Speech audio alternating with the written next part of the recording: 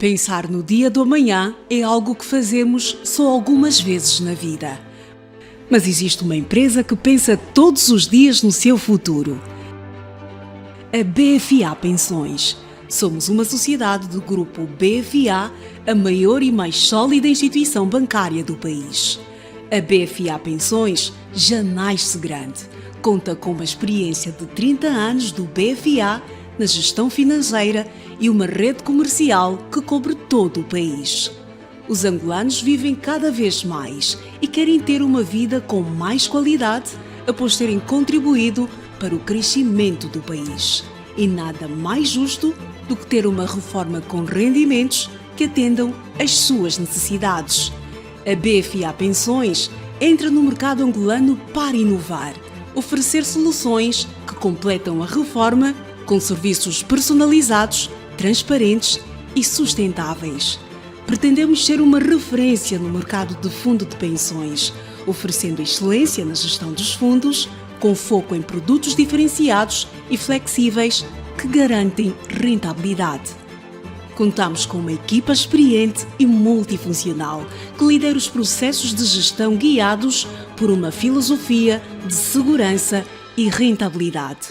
A estratégia de investimentos tem foco na diversificação, na monitorização de riscos e no estrito respeito às normas regulatórias e nas boas práticas financeiras. Mas tudo isso tem um só objetivo: proporcionar aos angolanos uma vida feliz na reforma. Para a BFA Pensões, as pessoas são a motivação para um trabalho de excelência e transparência. Queremos educar e orientar os angolanos sobre os benefícios dos fundos de pensões com informações claras e precisas sobre valores percentuais e retorno de longo prazo. Queremos proteger as pessoas contra eventos inesperados, salvaguardando famílias e empresas.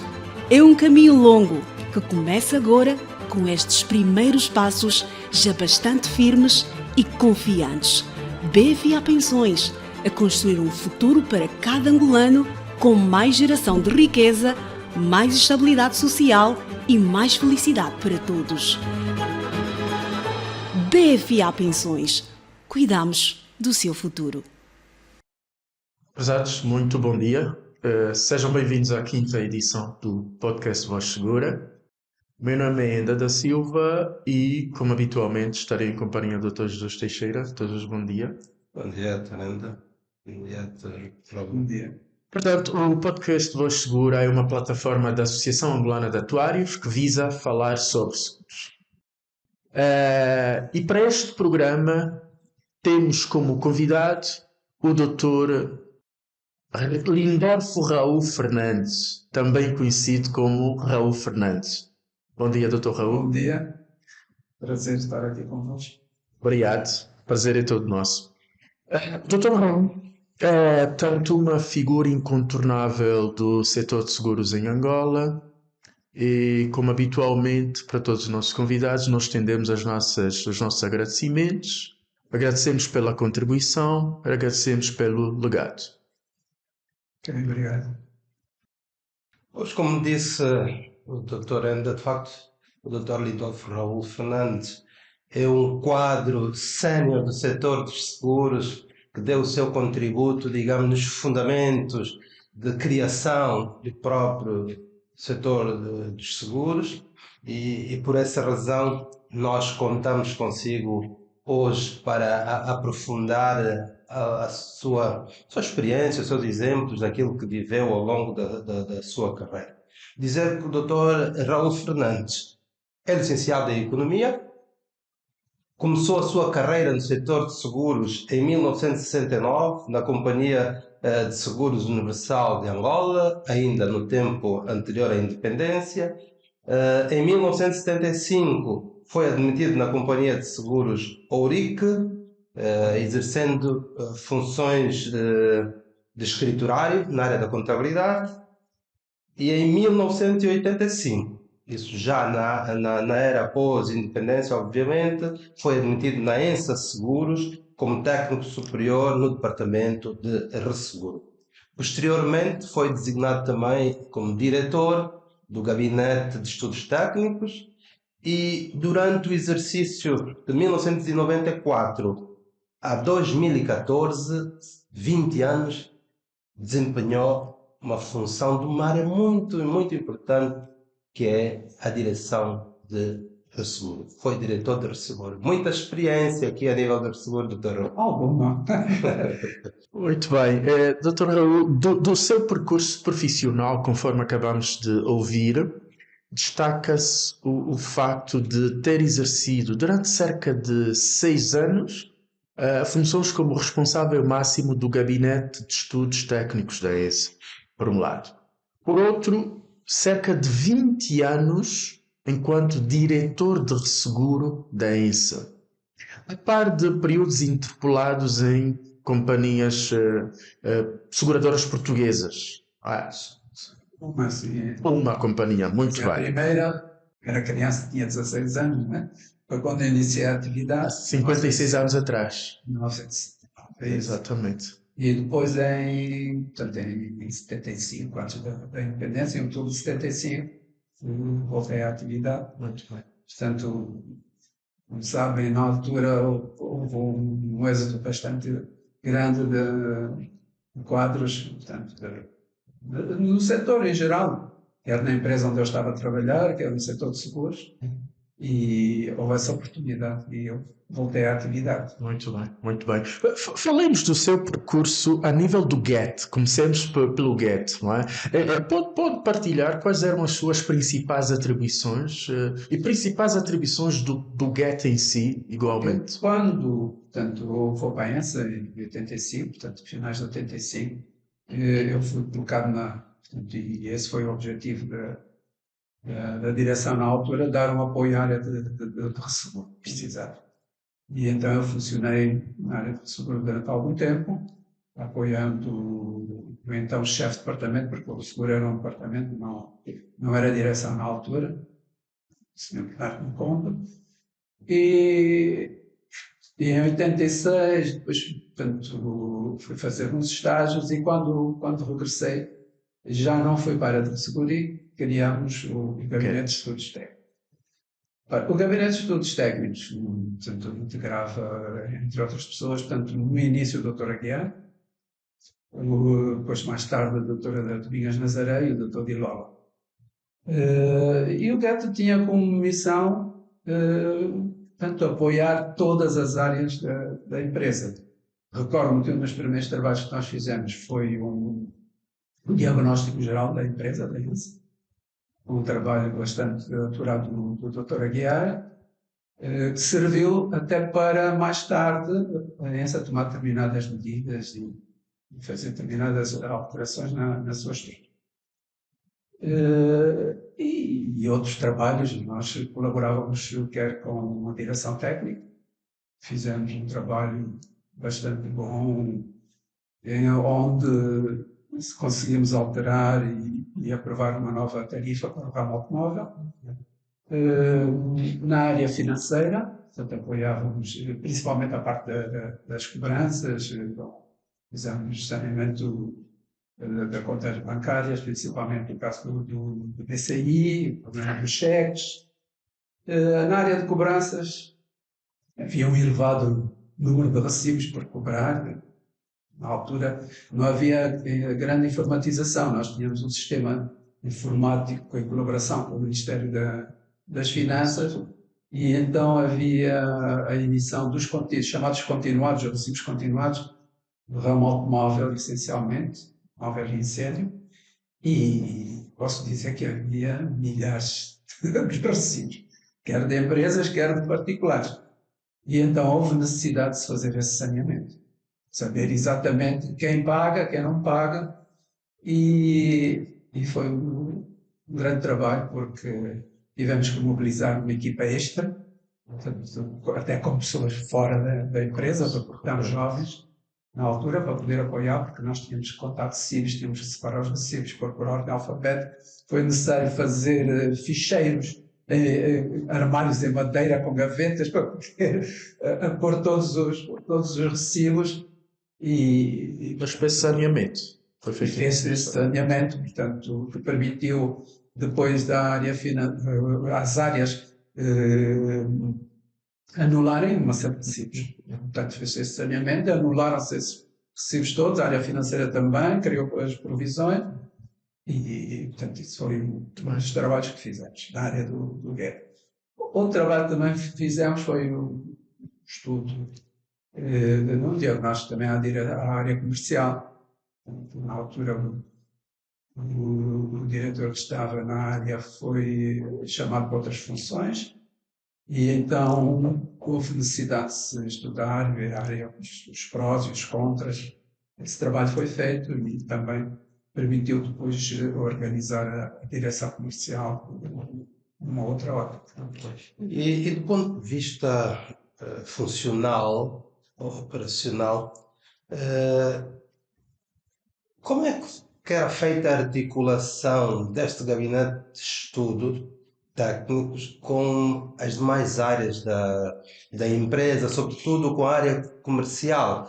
Porque presumo que quando o gabinete de estudo eventualmente fazia estudos de suporte de tarifa, identificava que era necessário ajustar tarifas para garantir também maior, digamos, capacidade de pagamento depois dos sinistros, ajustar os prémios ao risco que os clientes representavam, mas obviamente do lado comercial, pronto, o interesse às vezes era outro, não é? Era se calhar não colocar mais carga sobre o prémio, mas aliviar o prémio. Então, como é que era essa articulação? Era fácil, foi difícil, desafiante?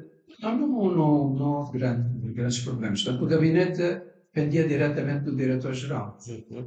Portanto, numa primeira fase, na direção-geral, e depois do presidente. Portanto, era um presidente diretor-geral, quando se criou o Conselho de Administração, era o dito PDG, né? Portanto, e não houve grandes problemas. Portanto, nós fazemos o trabalho poderia ser aceito ou não aceito, mas de modo geral era aceito, e depois as decisões eram da direção, da administração. Não me recordo de haver conflitos com as diferentes áreas, e muito menos com a área comercial, não. Até porque nós não entrávamos profundamente nos trabalhos dos comerciais, até porque a área comercial, na altura, portanto, era assim uma área um pouco insípida, né? E não recordo de ter havido assim Muito bem. grandes constrangimentos. Muito bem. Doutor, falemos agora, voltemos agora ao tema do resseguro, não é? Portanto, um tema bastante estruturante para o setor segurador e relativamente ao qual o Dr. Raul dedicou grande parte da sua carreira. E é importante aqui frisar que durante muitos anos, o Dr. Raul acabou por ser o espelho do setor segurador angolano no mercado internacional, não é? A pessoa que, portanto, representava efetivamente o setor segurador, quer porque, na altura, portanto, monopólio, não é? Existia apenas uma seguradora, quer um pouco a seguir já a abertura do mercado, né? O Dr. Raul continua a ser, portanto, esta figura. Mas começamos por abordar o resseguro do ponto de vista conceptual. Doutor, aqui, do ponto de vista também de literacia, ajudar aqui os nossos ouvintes, não é? Pode apresentar-nos os conceitos básicos inerentes ao resseguro? Isso, de modo geral, costuma-se dizer que o seguro é o seguro do seguro, né? Mas eu acho que o seguro é a pedra basilar da indústria seguradora. Portanto, eu acho que permite que efetivamente o mercado se organize melhor e que tenha uma capacidade de resposta, portanto, mais rápida e mais intensa. Portanto, para mim, efetivamente, o seguro é extremamente importante na atividade seguradora, sem dúvida nenhuma. E como se diz, tem vantagens e tem desvantagens, né? E vamos falar de algumas destas desvantagens e vantagens, com certeza. A principal desvantagem, e é o que se costuma, de modo geral, referir, e principalmente as entidades financeiras, é a saída de divisas do país. É lógico que se eu quero comprar garantias, eu tenho que pagar. E eu só tenho garantia de que os meus bens vão ser repostos porque eu não os produzo internamente. Portanto, eu não fabrico aviões, eu não fabrico barcos e, portanto, num caso de uma catástrofe do género, eu tenho que repor o bem. Ora, se eu internamente não consigo produzir esse bem, eu poderia repor, tenho que recorrer a alguém que me possa ajudar. E esse alguém é o mercado internacional, é o mercado segurador. Portanto, é efetivamente uma saída de divisas do país, mas é uma entrada de garantia. E caso haja um sinistro, essas divisas voltam, não é? Portanto, entram no país. E como vantagens eu vejo que efetivamente o mercado permite que haja maior capacidade na cobertura dos riscos. Portanto, o mercado pode absorver mais porque tem a garantia de que, em caso de sinistro, os bens vão ser repostos. Aqui o absorver, aqui para desmistificarmos alguns conceitos, o absorver significa o mercado ter mais. Nós, portanto, aqui a ideia é termos, esclarecermos também ouvintes que possam não estar muito bem por dentro de alguns conceitos, não é? O absorver é aumentar a capacidade das seguradoras de resposta. Portanto, o mercado em si fica com mais capacidade de poder aceitar riscos. Aceitar os riscos. Exatamente. Aceitar os riscos e fazer face a eles, né? Sim. É desta forma que conseguimos em Angola que as seguradoras conseguem subscrever riscos de plataformas petrolíferas, de aeronaves de grande porte, e dá mais equilíbrio ao mercado. Exatamente, e se calhar para os nossos ouvintes perceberem isso que estamos a dizer, por exemplo, num risco de uma plataforma petrolífera que eventualmente valha milhares e milhares de dólares, obviamente uma seguradora, ou se calhar todas as seguradoras do mercado por si só, sem o resseguro, poderiam não ter a capacidade de aceitar esse seguro. Exatamente isso. Então, através do resseguro, tendo empresas de resseguro no mercado internacional, o seu background, né? Exatamente, as seguradoras angolanas conseguem então aceitar estes riscos, porque elas por si só depois também protegem-se através do resseguro. É isso que estamos aqui a dizer, esta vantagem de aumentar a capacidade de subscrição local. E também aumenta o nível de competitividade entre as empresas. Né? Pois. Porque se eu sei que posso, portanto, aceitar mais riscos, eu também posso, porque tenho uma garantia que o segurador vai me apoiar.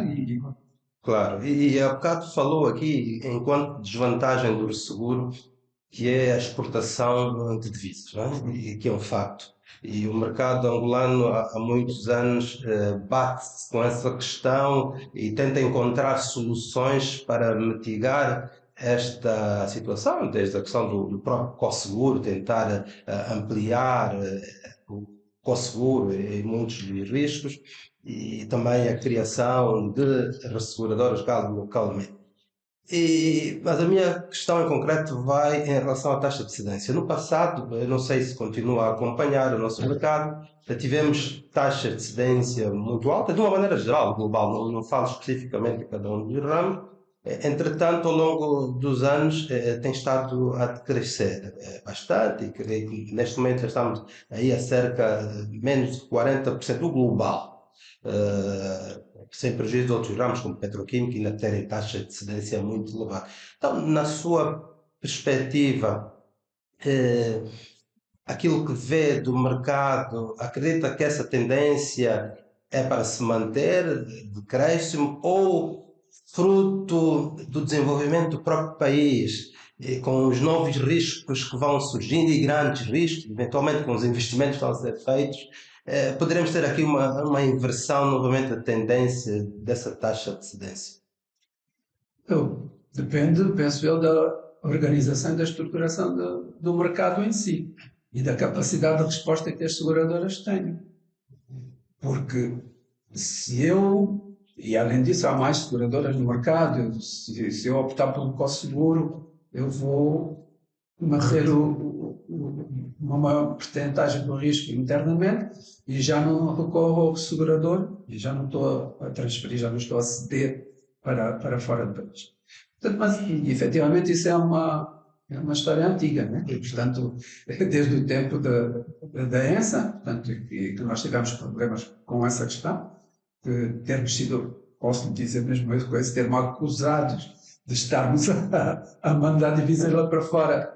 E houve necessidade de fazer estudos e comprovar por A mais B que efetivamente nós estávamos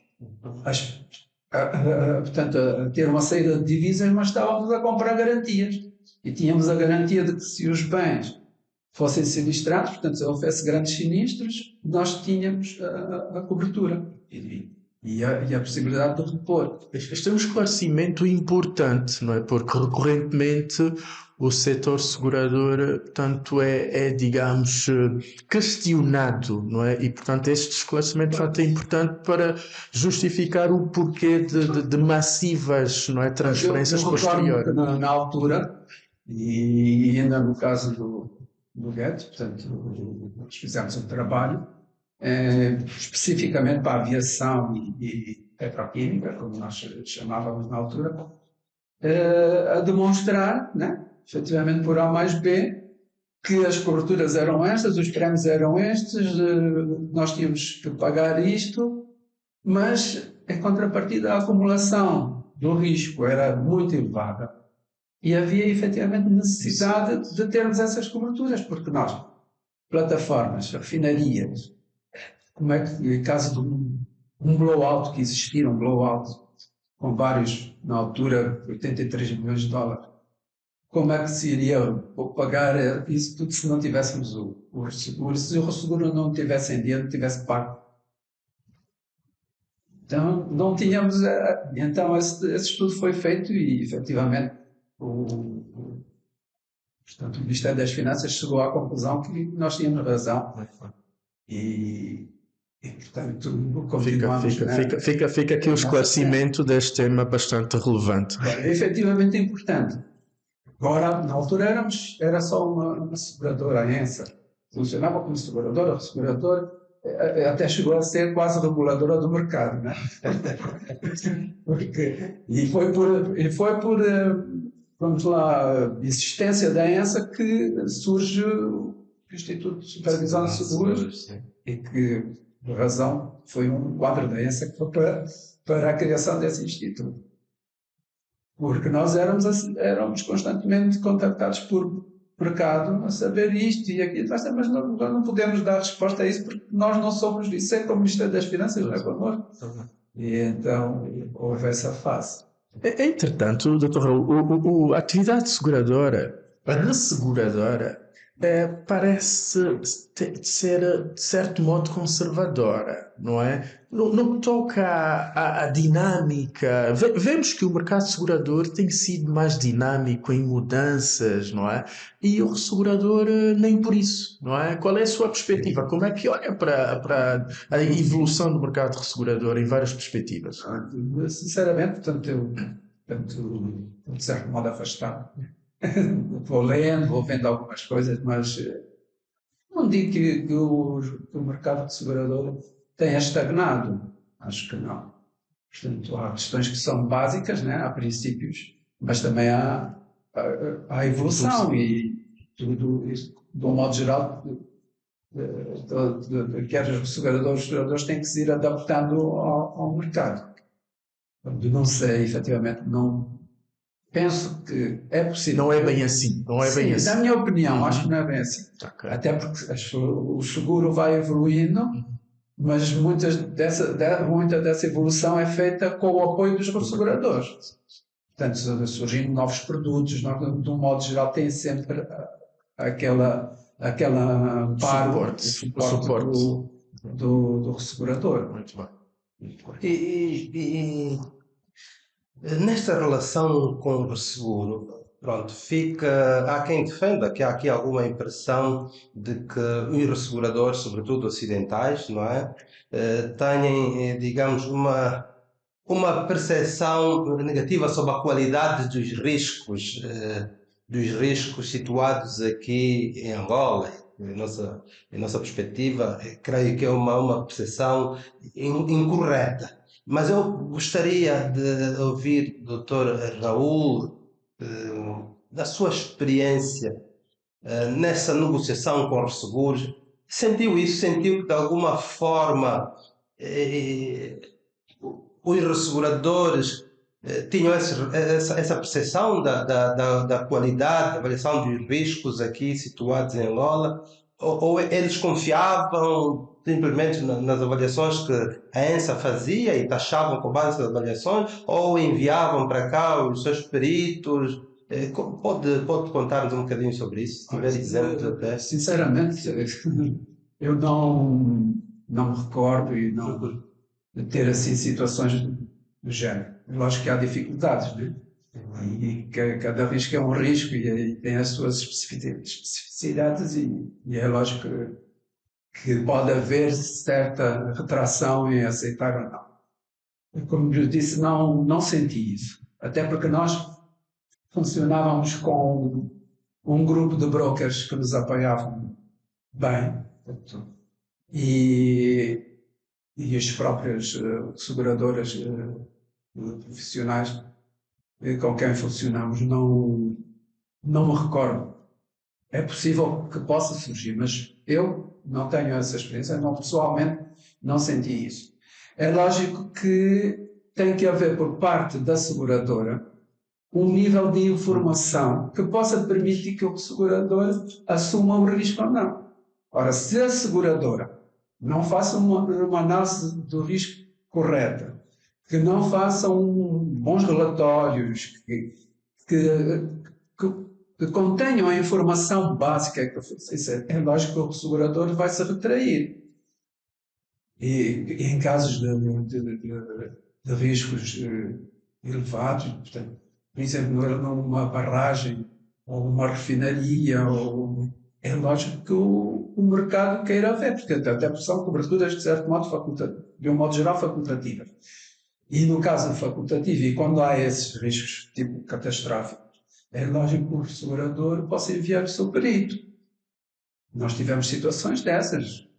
Mesmo para a análise do risco, vinha um perito que nos acompanhava, íamos visitar o risco e ver como é que é, fazer o relatório final e com base nisso, o segurador poder taxar, porque de um modo geral as taxas estão fornecidas com base naquilo que eu indico, que eu apresento. Portanto, e nós tivemos muitas dessas, mesmo a nível de tratados, embora se diga que o tratado é cego, eu sei que o segurador segue à risca o segurador. Portanto, também não é bem assim, porque depende do risco. Sim. Pois, falou aqui em tratados, talvez também no âmbito da literacia financeira, para esclarecermos um bocadinho mais os nossos ouvintes. Podia ir um bocadinho mais a fundo, explicar as modalidades de seguro, não é? Tem os tratados, facultativos, e quando é que se aplicam uns, quando é que se aplicam outros. Se puder discorrer um bocadinho só para esclarecer. Sim. Portanto, nós, de modo geral, utilizam-se os ditos tratados, chamados tratados obrigatórios, né? Uhum. E há os facultativos. Facultativos, de modo geral, usam-se mais para aqueles ramos em que o risco é bastante elevado, por exemplo, a aviação, os petróleos, portanto, de um modo geral, utiliza-se isso. Não significa que não possa haver tratados também, mas de um modo geral é mais a cobertura facultativa. No caso de outros ramos, tanto incêndio, construção de montagens, própria vida, há efetivamente chamados os tais tratados. Ora, também não significa que esses produtos e esses riscos possam ter coberturas tanto automáticas nos tratados, como possa ter co-seguro ou facultativos. Portanto, há situações do género, há riscos, e nós tivemos essa experiência em que alimentávamos o tratado, tinha outra montante que iria para alimentar o co-seguro, porque nós trabalhamos e queríamos alimentar o COSEGURO a partir do momento em que ele surgiu, não o obrigatório, mas o facultativo, e nós funcionamos assim, e as pontas, as ditas pontas, né, iam para facultativo. Portanto, nós chegámos a ter apólices em que tinham essas coberturas assim. Ora, nos tratados, há os chamados tratados profissionais e não profissionais, portanto, aqueles em que se define com participação é percentagem, né? Portanto, os seguradores do Estado. Há os tratados de excedentes, quer de capitais, quer excedentes sinistros, portanto, há vários. Há outros que são chamados stop losses, é para garantir também as retenções da própria seguradora.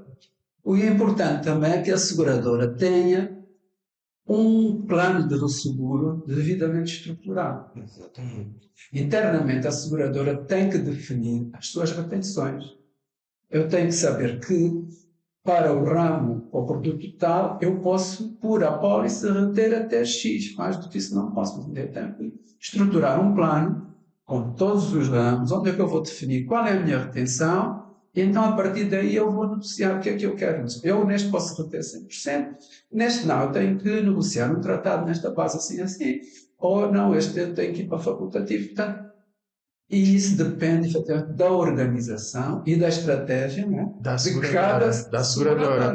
Isto é importante, aliás, porque o seguro é um mecanismo de mitigação de riscos. Sim, E, portanto, a seguradora, no âmbito da sua atividade, que é exatamente a absorção, subscrição de riscos, deve definir em que medida é que não está disponível para absorver ou ceder. A seguradora tem que ter, para já, uma parte, a área financeira devidamente estruturada e com as contas íntimas. Muito bem. Eu tenho que saber qual é a minha capacidade financeira, até onde é que eu posso ir. Para já tenho que ter um perfil de carteira. Se eu não tiver um perfil de carteira devidamente estruturado, em que eu sei que em cada ramo eu tenho estes X apólices, essas apólices dão um acumular de capital X.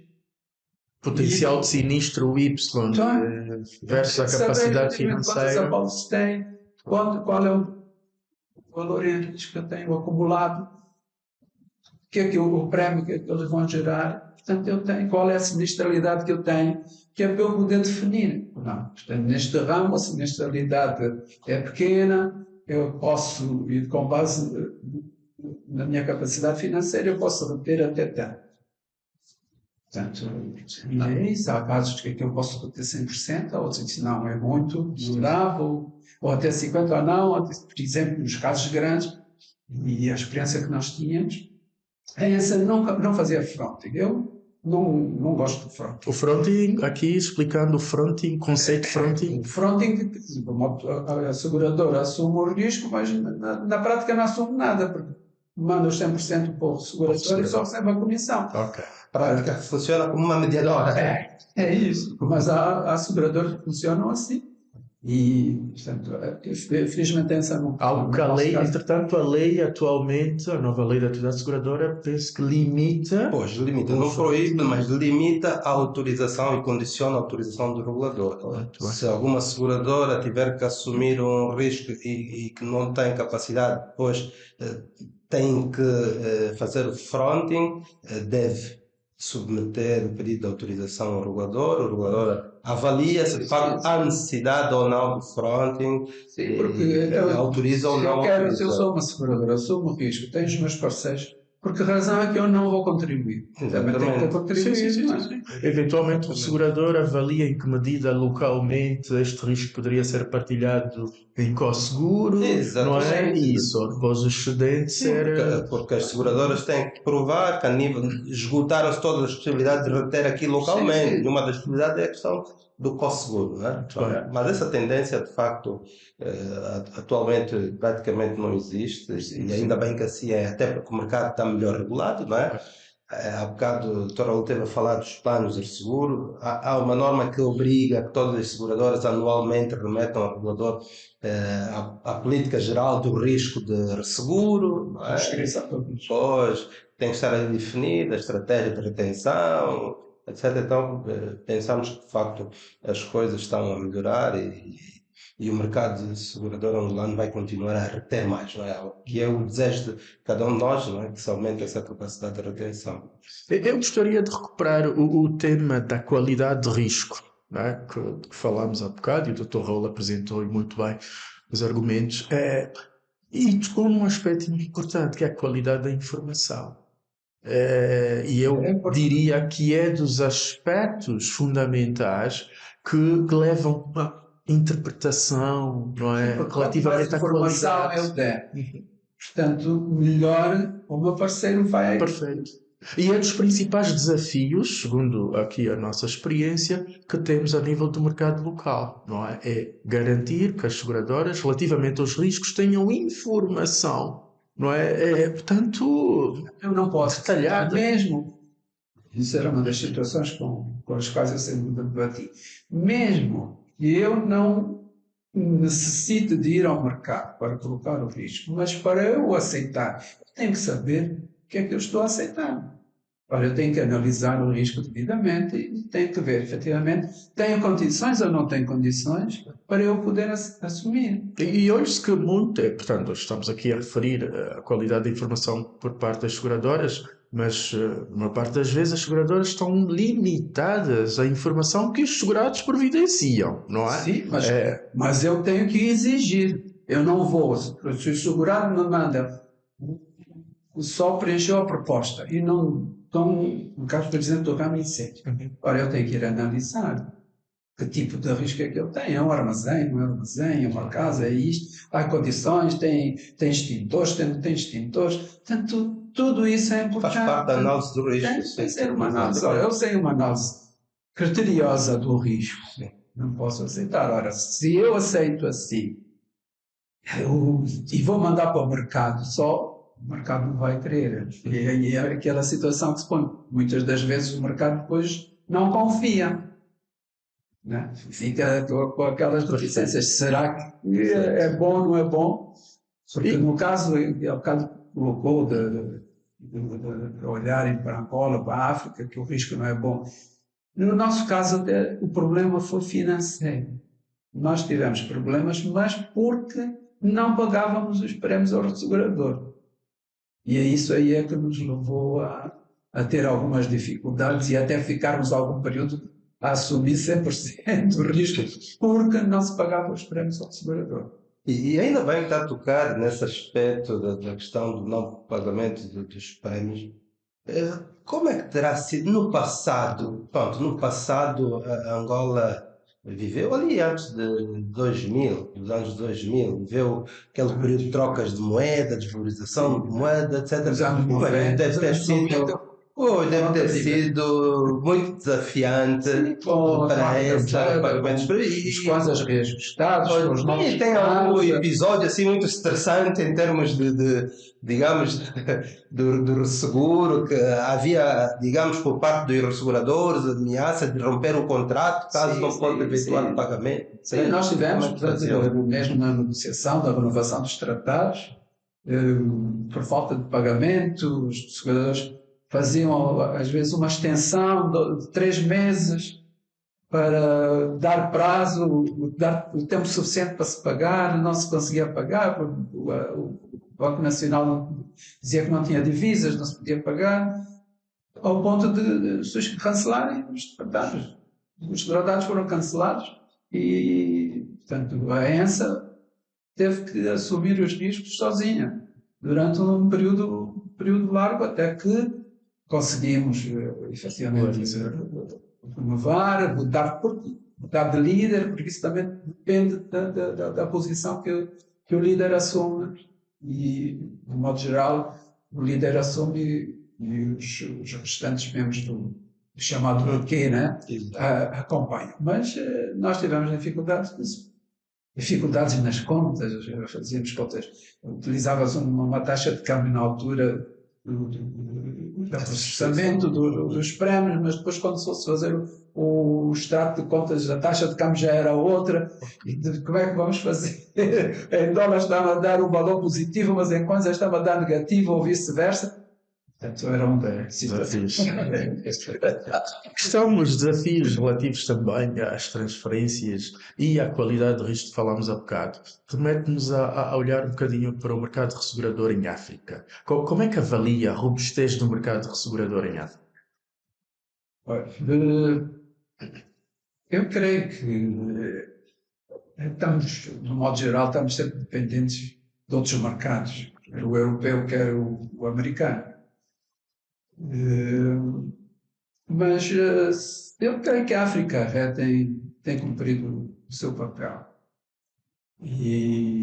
Precisamos de mais Áfricas, entidades como a África Ré, Eu penso que Cadevage. não. Portanto, a África vamos lá, pode-se considerar a líder, não?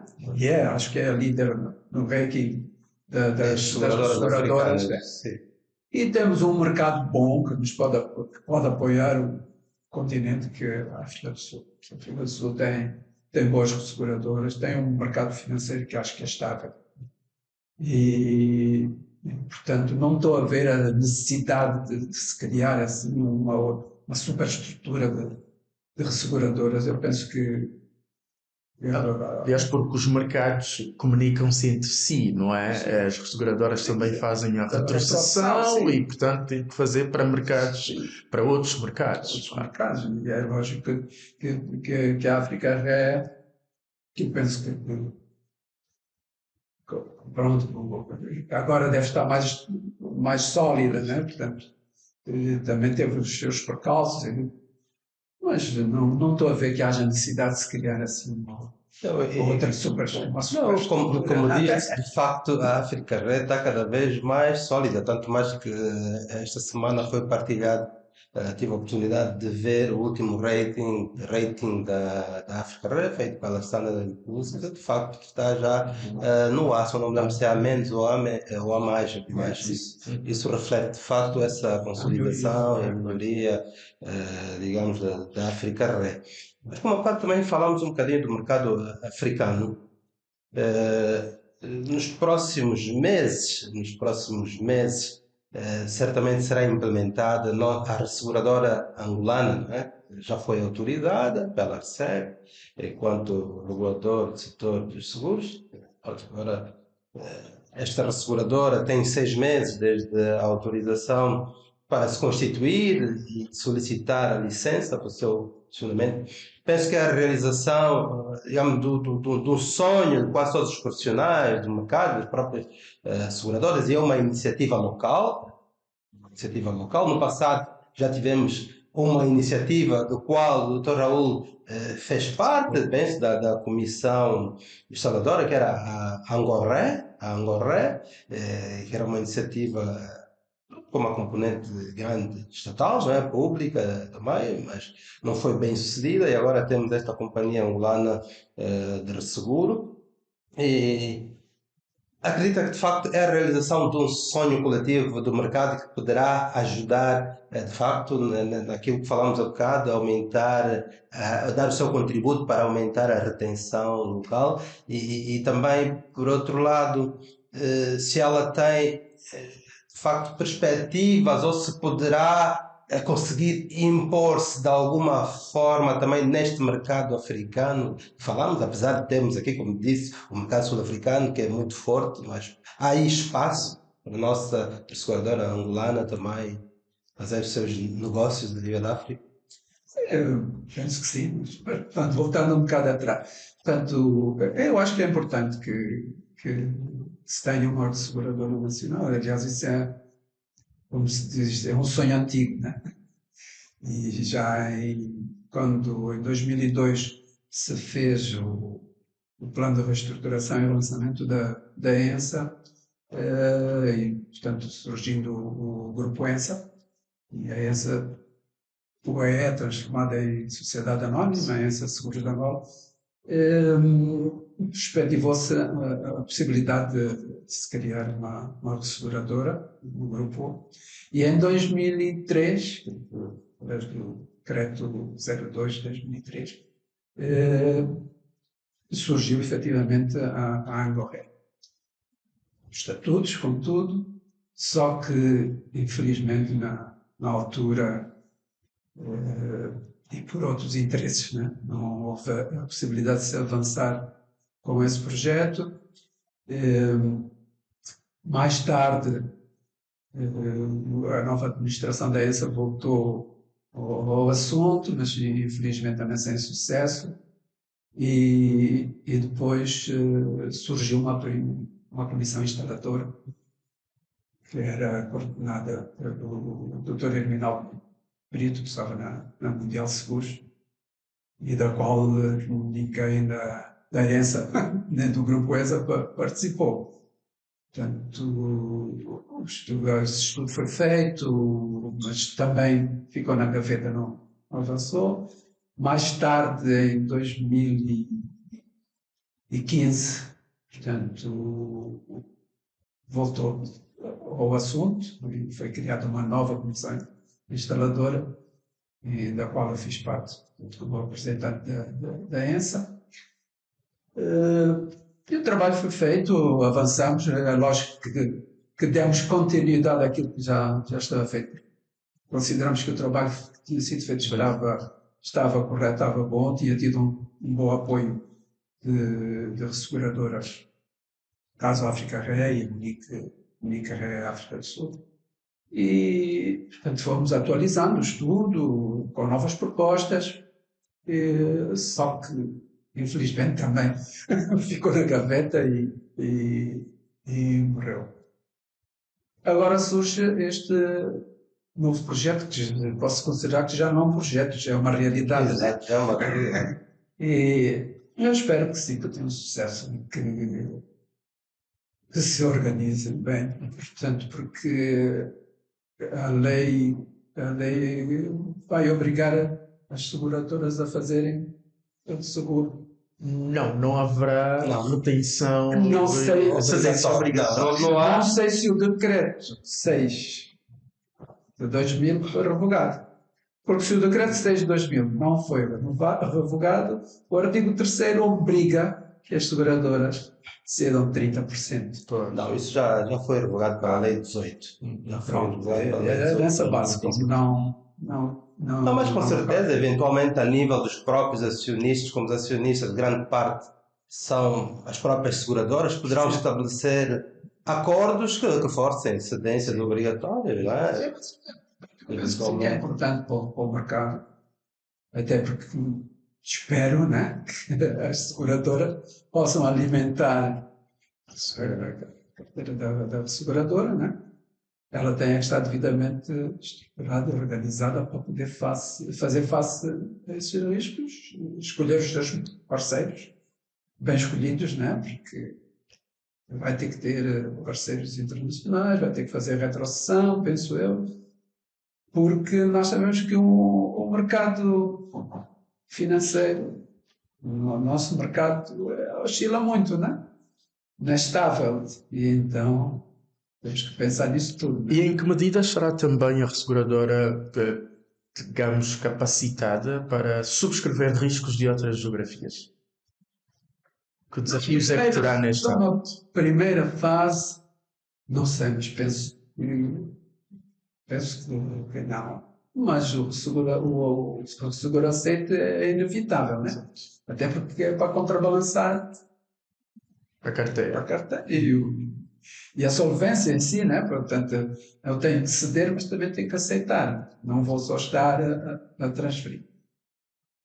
Sim, eu penso que sim, que a seguradora foi criada com esse objetivo. Né? Mas que exigências o mercado, digamos, fará? Porque o mercado internacional vai, numa primeira fase, vai ver. Mas, portanto, é nova. Sim. Como é que é? Não tem rating ainda, né? Exato. Portanto, como é que ela está estruturada, qual é a sua capacidade financeira. Portanto, estou convencido que no primeiro ano, nos primeiros anos, não vai ser fácil essa penetração. Mas com o andar dos tempos e com a demonstração da sua capacidade, não é? Em resolver os problemas internos, também poder resolver os problemas externos. Muito bem.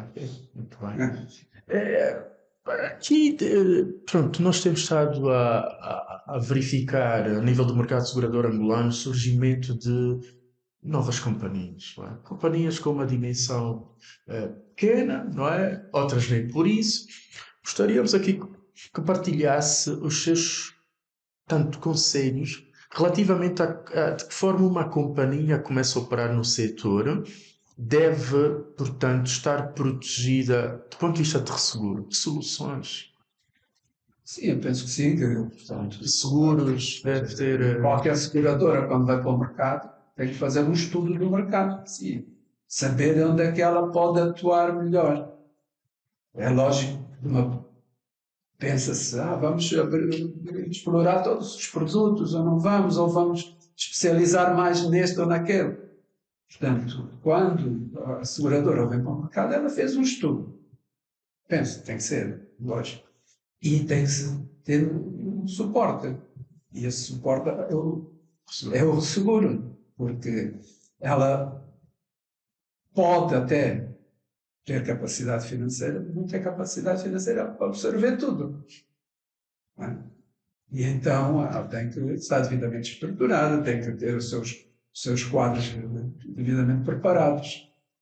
E não pode fugir à questão do Seguro, ou seja, seguro. estudo de Aliás, viabilidade. nós vimos que a partir de 2000, portanto em 2001, começaram a surgir as primeiras seguradoras.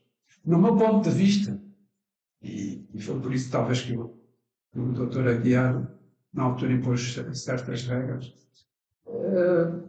as seguradoras surgiram com um olho no seguro dos petróleos. É a minha perspectiva, a minha ideia, não? Pode não ter sido. E viu-se que muitas seguradoras surgiram e, passado algum tempo, já estavam com problemas. Muitas até acabaram por fechar as portas. Não foi logo. Mas também não tinham uma carteira muito elevada. Portanto, sentiram essas dificuldades, até porque as pessoas, quer empresas, quer os particulares, tinham, vamos lá, assim, um certo apreço pela ENSA, né? A ENSA foi continuando a liderar o mercado. Surgiram novas seguradoras, que senhora, foram oferecendo melhores condições, outros produtos e tal.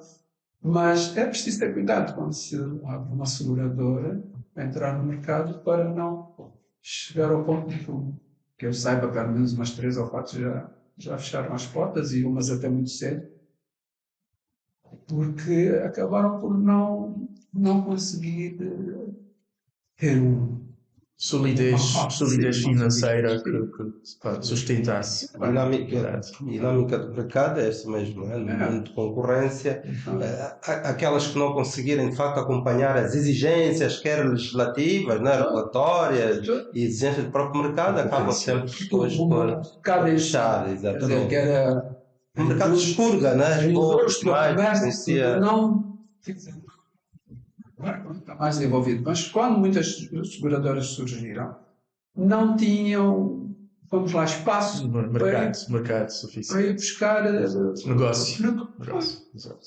E isso também limitou um bocado a ação. Das seguradoras. Seguradora surge, mas tem que ter um estudo de mercado bem feito. Viabilidade. Ter a viabilidade económica, saber se consegue penetrar aqui ou ali, onde é que eu posso penetrar melhor para garantir que eu vou continuar. Entretanto, um outro mecanismo de mitigação de riscos, né, a que as seguradoras podem recorrer é o co-seguro.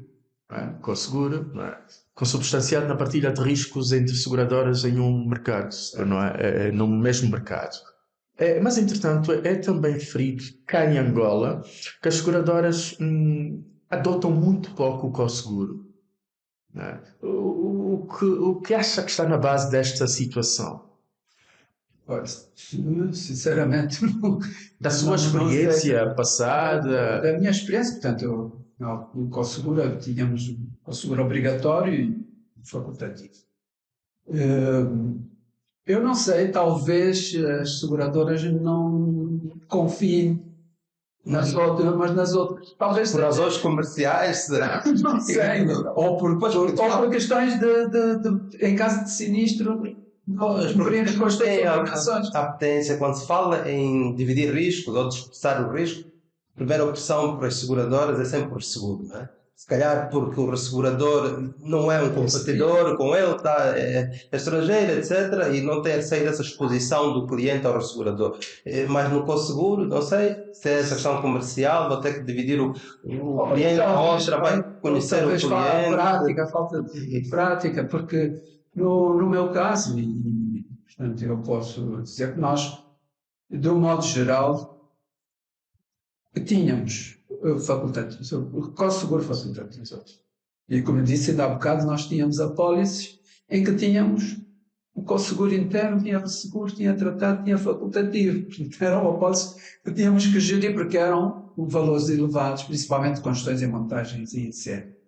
Nós, portanto, alimentávamos o tratado e também recorríamos ao co-seguro interno. Portanto, na altura nós tínhamos o co-seguro normalmente com a Mundial, com a nossa,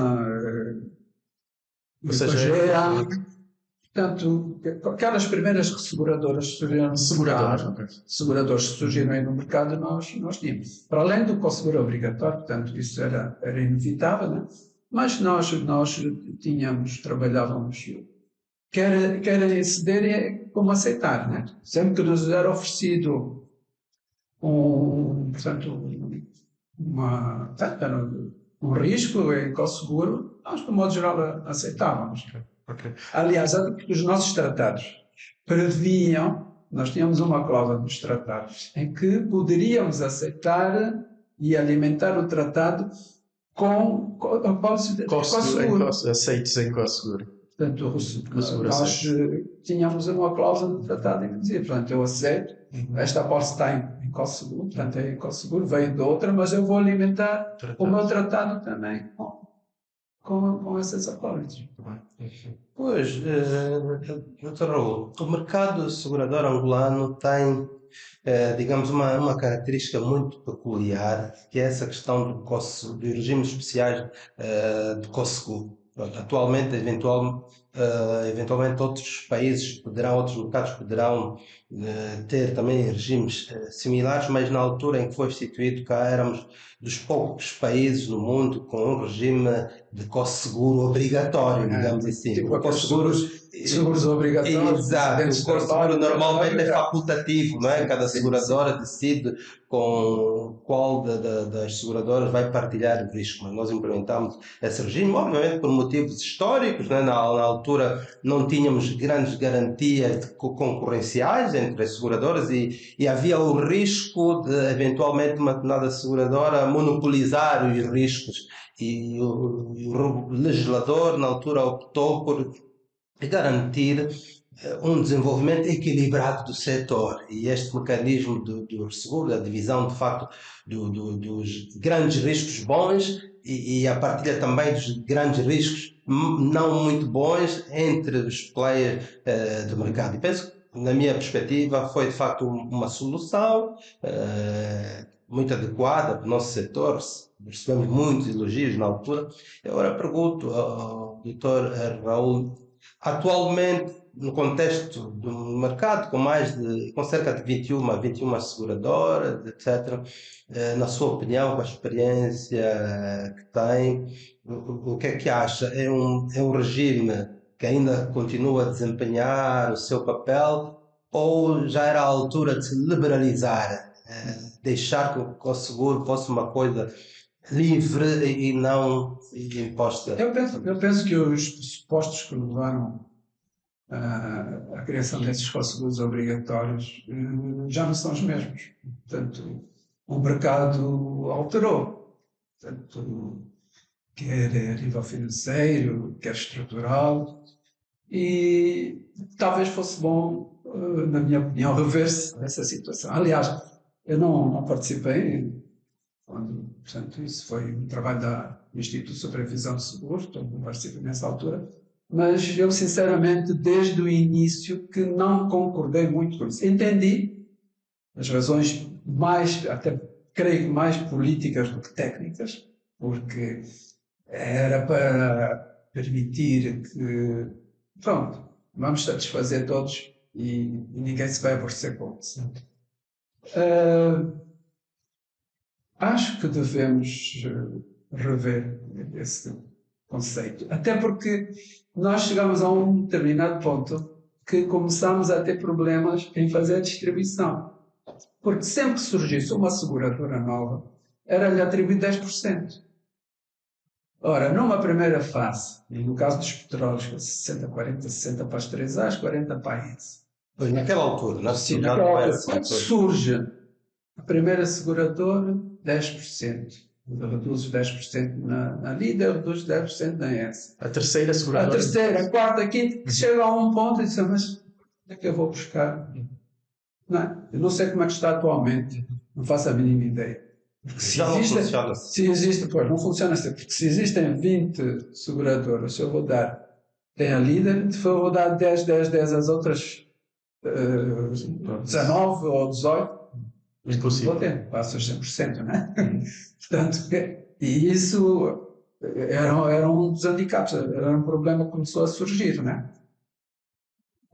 Por outro lado, também via que com esse seguro obrigatório, as seguradoras que entravam no processo não retinham. Só estavam à espera da comissão. A única que sempre reteve desde o início era a ENSE. As 3As, mesmo dos setores dos petróleos. E eles criaram um esquema diferente nos petróleos. Porque a distribuição nem sequer era feita de acordo com a lei, de acordo com aquilo que ia ser feito. Eles criaram um sistema diferente. Nós fizemos informações sobre tudo, mas pronto, nunca fomos entendidos. Até porque na altura os interesses eram outros e lógico que não valia a pena estar a protestar. Porque ninguém assumia risco. Eu dizia, eu tenho 10%, mas eu não, qual é a sua retenção? Não, eu não vou reter nada. Pronto. Só quero receber a minha comissão. Se calhar, doutor, aqui só para podermos contextualizar, não é? Portanto, o doutor referiu aqui a este momento, vamos ajudar a trazer aqui uma realidade, né, mais presente, que é, atualmente a SCO Seguro integra cerca de 17, 18 companhias, não é? E, felizmente, grande parte delas retém, não é? Este é o cenário atual. Mas nós, apesar de continuarem a existir seguradoras que não retêm e que, mesmo assim, recebem as suas comissões. Mas como disse, temos mais seguradoras efetivamente a reterem. É assim tal que o risco, portanto, há mais risco dentro do país. Sem dúvida. Mas, entretanto, o que eu gostaria de perceber de si é que modelo, não é? Que modelo alternativamente. Portanto, acho que pode haver uma abertura nesse sentido. E o segurado é livre de escolher a seguradora onde ele quer. Quem é que me oferece as melhores condições, as melhores taxas, né? Os termos e condições, e eu vou ponderar, eu posso consultar várias. Não vou dizer fazer um concurso público, mas pronto, eu consulto várias seguradoras no mercado e quem é que vai oferecer as melhores condições. A partir daí, liberalização. Portanto, eu liberalizei, mas a partir do momento em que eu aí então posso dizer que sim, então você colocou o risco, mas desse risco tem que ir para o seguro. Não sei se estão a entender a ideia. Quer dizer, tu escolhes, não há uma lida específica, não vai dizer que tens somente a A. Não, tu podes ir A, B, C, D. A partir do momento em que há cotações, a aceitação, então ele é obrigado a partilhar. E obrigado a partilhar com todas as seguradoras. Sim, internamente. Ok. Eu penso que poderia ser uma saída. Há quem defende, tanto também como modelo alternativo, a indicação de várias líderes. Sinceramente, não conheço nenhum risco. Pode ser que haja, mas não sei se não haverá choques. Quer dizer, há várias líderes com porcentagens iguais. No modo geral, a líder tem a porcentagem maior, né? Agora, com 3, 4 líderes, todas têm a mesma porcentagem. Quem é que vai ao mercado, em caso de necessidade de ir ao mercado de segurador? Quem é que vai ao Não, mercado. eventualmente não para os mesmos riscos. Enfim, estamos aqui a falar de possíveis alternativas, não é? Que já se colocaram. Aí, neste caso, de existirem vários líderes, um risco, não é? Mas é uma repartição de riscos e, entretanto, de líderes também para cada um desses riscos. Não, foi o que eu há bocado, pronto, tentei dizer, de facto, o que esteve por trás da implementação deste modelo quase único na altura do Conseguro Especial, era isso, garantir o desenvolvimento equilibrado, porque havia o risco, e na minha perspectiva ainda existe o risco de se calhar Só tudo numa seguradora, existir certo? exatamente essa concentração, o risco de concentração dos melhores riscos numa determinada seguradora. Por isso é que Por isso também é que o mesmo- seguro agrícola não avançou. Por isso também que o seguro agrícola também não avançou, porque não havia garantias que pudesse desenvolver, né? Pois, Porque a por isso- agricultura estava... Pois, por isso é que se colocou também o próprio seguro agrícola no regime especial do Cosseguro e se entregou a liderança desse ramo, que é um ramo do ponto de vista do risco, com risco muito elevado, entregou-se essa liderança àquele que tinha a liderança do petróleo. Outras apólices que tínhamos, que o seguro com... Isso é uma questão de boa vontade também entre... Dos operadores do setor. Muito bem. Doutor Raul, estamos mesmo já na parte final do nosso programa e, como habitualmente, pedimos ao Dr. Raul que a nossa audiência conselhos, não é? Conselhos para atingir a excelência. O que é que recomenda? Acima de tudo, capacidade de compreensão de tudo em si, né? Portanto, tem que haver uma boa formação. Portanto, o técnico tem que se formar, mesmo sendo autodidata. Portanto, não é necessário ir para também dá. E eu acho que, portanto, para além disso, ter pessoa que consiga interagir com os outros. Portanto, saber ouvir, portanto, saber escutar as necessidades do cliente, portanto, e ter capacidade de lidar, ver aquela cliente. E para terminar mesmo, o bocado o Dr. Raul falou da questão da literacia financeira. Certamente que hoje o mercado de seguros está mais dinâmico em termos de literacia financeira, comunica-se mais, quer o próprio regulador. O que é que acha que se pode fazer para além disso, para aumentarmos essa cultura de seguro, visto que um dos grandes desafios nosso enquanto setor é de facto aumentar a massa segurável, que às vezes dá a impressão que os clientes deslocam-se de uma seguradora para outra, são sempre os mesmos clientes, mas o desafio é aumentarmos essa massa segurável. Portanto, o problema financeiro está adjacente a isso tudo. Nós temos que ver que os salários são extremamente baixos. E a capacidade financeira, já não digo das empresas, mas do individual particular, que queira comprar um seguro, são escassas, não é? Mas não conseguimos oferecer um produto ao nível, digamos, da capacidade financeira dessa pessoa. O microseguro não pode ser uma alternativa, micropensões. Há seguros que têm coberturas, que é para cobrir o paludismo, para os funerais, portanto há esse. Mas no caso, por exemplo, do ramo automóvel, o seguro de responsabilidade civil é obrigatório. É certo que o seguro de responsabilidade não é assim tão elevado. Há o vida, não sei quantos, que paga X por mês, toda a gente consegue pagar X por mês e consegue fazer o seguro para ele, para a mulher, para os filhos. Porque ele não vai fazer só para ele, né? Em princípio, não vai só fazer para um, vai querer fazer para a família. Portanto, eu acho que não é fácil. É possível, mas não é fácil. É possível estudar-se, ver-se quais são as ofertas que se podem fazer. Até porque a importância dos seguros e tal, isso sim, a cultura continua a ser um dos pilares. As pessoas não entendem bem.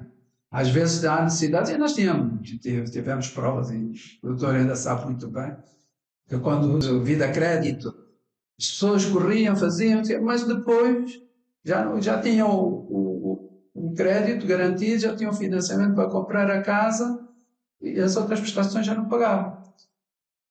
Nós tivemos muitos problemas desses. Portanto, e isso é cultura, né? É realmente um problema da cultura. São. E aí o mercado, as seguradoras têm que sancionar e o banco tem que funcionar. Portanto, e não é só pelo facto de eu ter garantido à partida o empréstimo, paguei a primeira anuidade, mas os outros anos não se paga. Como é que é? Tem que haver uma maneira de sancionar. São estes os desafios do setor segurador angolano. Continuar a aumentar a cultura, não é? De Sim, seguro. Literacia, e é neste quesito que o podcast Voz Segura também pretende contribuir, não é? Sim. E para hoje, efetivamente, tivemos como convidado o Dr. Raul Fernandes, a quem muito agradecemos pela disponibilidade. Foi uma honra tê-lo cá. Muito obrigado. Obrigado, eu também agradeço por terem lembrado de mim. Estamos aqui para ajudar naquilo que for possível, dentro das nossas limitações. Obrigado. Senhora, muito obrigado.